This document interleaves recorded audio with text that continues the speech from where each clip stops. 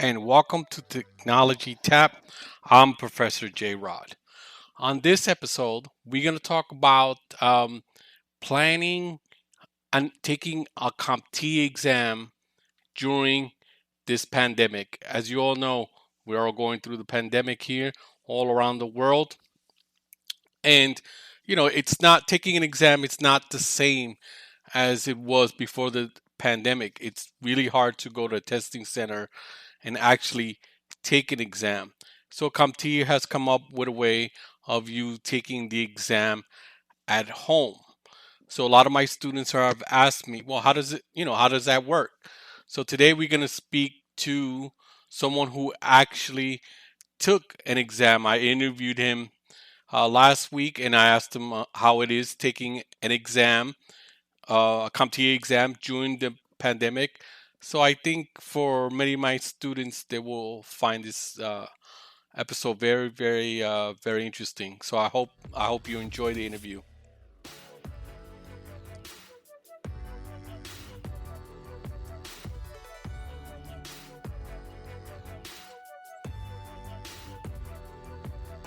All right, welcome back. And today I have a special guest. His name is Tim Smith. And full disclosure, I harassed him on LinkedIn to come on to the show. Thanks for coming on, Tim. Yeah, no problem. Thanks for having me. First of all, just tell us a little bit about yourself. Sure. I'm a recent cybersecurity alum, I guess you could say. I used to work in media production for a number of years, did a lot of like DVD and help desk and radio and just a variety of roles before pivoting into cybersecurity. Kind of at the beginning of this year, like right before the pandemic started, I was teaching myself some Python, stuff like that. And then I ended up going back to school for cybersecurity full time once the pandemic hit and I was stuck at home and couldn't do anything else. So Wow, so you recently took the Network Plus exam from yeah. CompTIA and passed it. So why did you want to take Network Plus? So like I said, I worked in media production. I don't have that kind of IT and computer science background. So I kind of needed something to kind of lay a groundwork just to, prove my skill set. Hoping to use that just kind of like a springboard into more roles.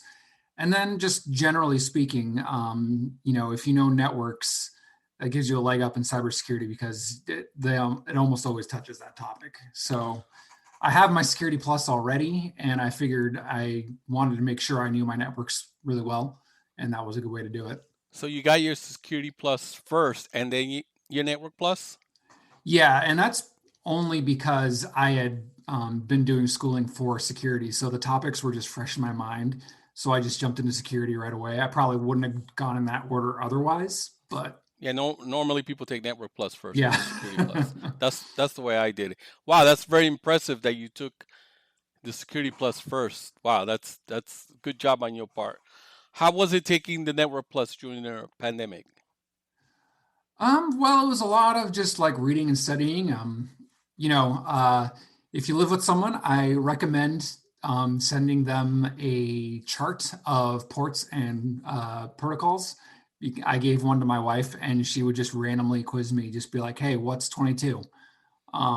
She doesn't really know that stuff, but she can just say, "Hey, what's this number?" And then I come back with something, Right, and that that's was SCP-22, yeah. by the way. So it was a good way to just kind of like reinforce that. And then I have several books that I was reading and constantly reviewing. There's a few online quizzes too. So it was just a lot of that, just kind of making sure I spend some time really nailing down the concepts. Now, did you go to the exam site to do it, or did you do it at home? I did it at home. I So did how the was online that? Talk exam. about that experience. Yeah, so it's pretty straightforward. It was my second time doing it with them. The first time I did it for my Security Plus exam, I also did it at home. And I actually ended up having a lot of like user like technical problems where my computer just like would not respond. And the proctor or whoever you call the person who's kind of like monitoring it had to like restart the exam. The Network Plus one, when I took it recently, went a lot more smoothly. I think we got the bugs ironed out. But basically, You just get their software installed in your computer, and it runs a test. I recommend doing that the day of because they update it all the time. And if there's an update, you might have to wait for it to, download and install. But the program basically just checks to make sure you don't have like a browser open or any sort of program where you might like cheat or something.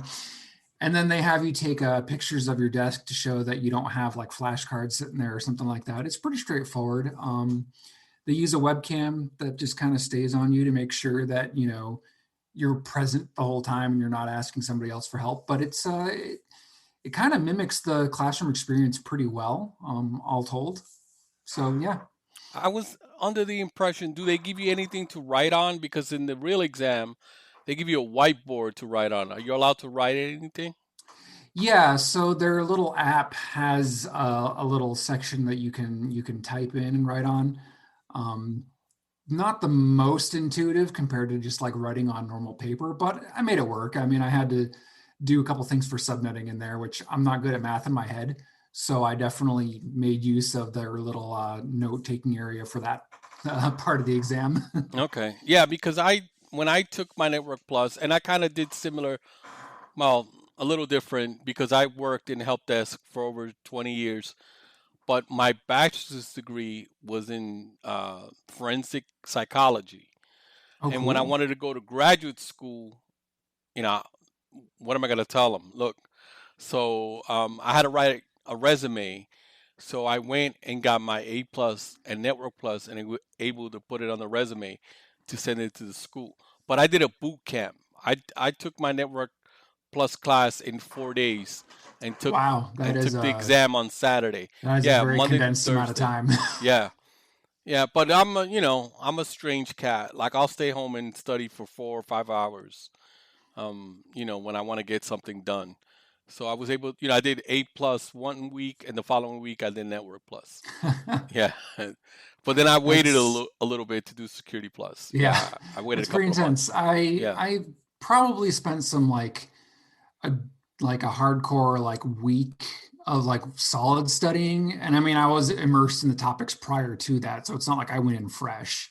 But there was like a week there where I was just like, I'm on my free time just spending on that to make sure I knew it because I mean it's $300 to to take the test, so you don't want to have to do it twice if you can help it. No, and at the school we have the ability to give out vouchers, but we only want to give out vouchers to students who we feel are going to pass the exam. Yeah, So I created these tests using Google Forms, and if they pass two of them, we give them a voucher. But if they don't pass, we don't give them the voucher because we don't want it to go to waste, and we want to score a high percentage so the school keeps giving us the vouchers. makes sense. And the educational vouchers, they're a lot cheaper than normal ones. So if you're going to school, you should ask them to see if they can get you, buy you a voucher next time. If you are planning on doing, are you planning on doing any more CompTIA? I'm looking into the cybersecurity plus one, the cybersecurity analytics one. I've got some material that I just started reading. Like I said, I kind of spent a decent amount of the summer like studying security, so I'm hopeful that I should get that one before too long. But I am taking a slight break after just recently cramming for the Net Plus. No, no, I totally agree. I did those back to back, A plus and Network Plus, and then there was a summer, and then in the fall I entered graduate school, and I didn't do Security Plus until the following year. So, and I haven't done another cert since, which is I have to. I try. I also want to get that one, the one that you mentioned, the CYSA Plus Yeah, that one. or the CCNA, the new one. I thought about taking that one also. So maybe during the winter break, I'm definitely gonna attempt to take one of those exams. Yeah. So you always gotta with computers, you always gotta keep learning and keep sharpening your skills. I learned that the Absolutely, yeah. hard way. Um, from working in one job, just doing the same thing over and over, and not improving my skills. So, being a teacher, I gotta get my skills ready So when students ask me questions, I actually answer it.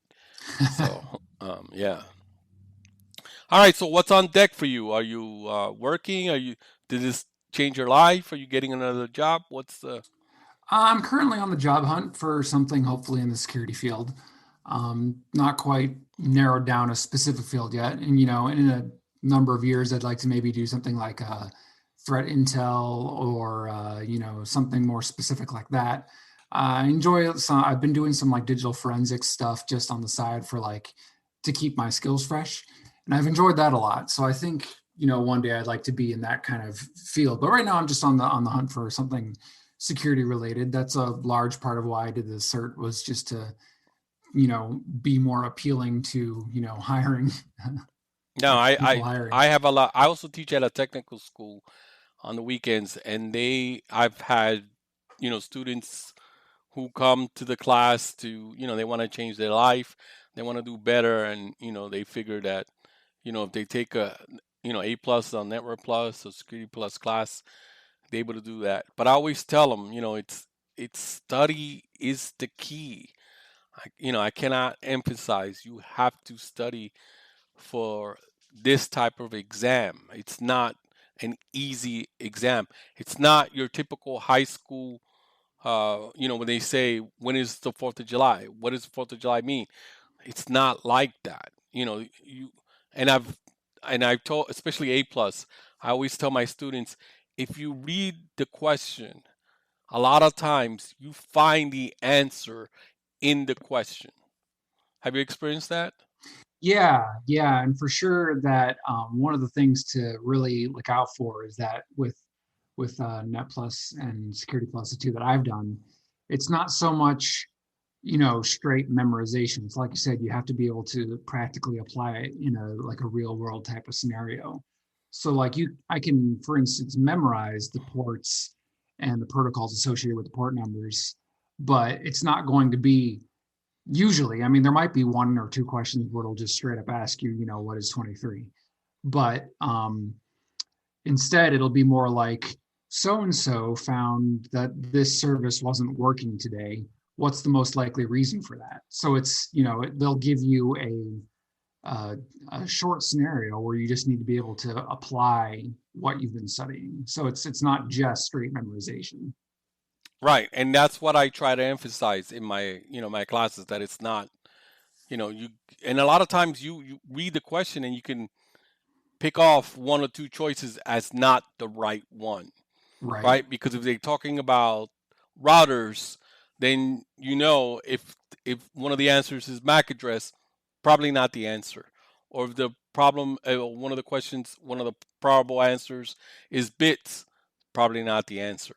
So you could do stuff like that to eliminate choices, and then you get down to, I could usually get down to two choices on any CompTIA question. Right. And you know that because you've been studying the topics, you know what associates with what. And so you can generally, through process of elimination, kind of get to that Right, answer. that's correct. Yep. Yeah. And then there's also at the beginning of the test, there's like the more practical questions. They do about three or four of Oh, the those. simulators. Yeah, simulators. Yeah. Yeah. Hmm. I usually leave those for last because the whole thing is timed. And I want to make sure I get through, the multiple choice stuff so I have enough time to just dedicate to making sure that I, have those practical questions set aside. Um, Yeah, that's a good strategy. I actually had a student who took the 1002 A plus. She told me she skipped all the simulators and she still passed.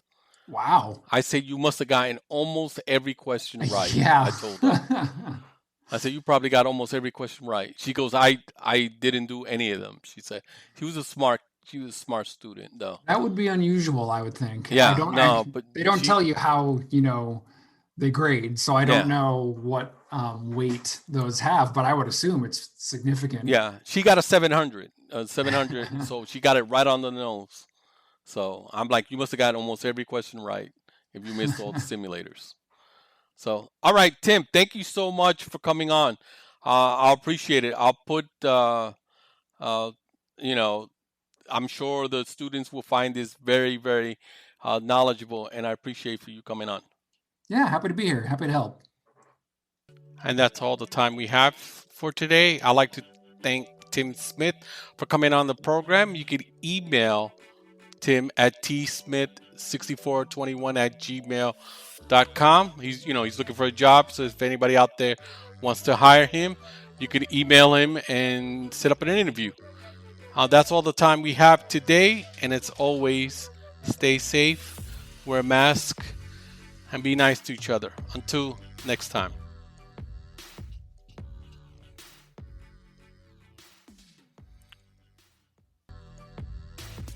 This has been a part of Little Chacha Productions. Art by Sarah. Music by Jekam Kapoor.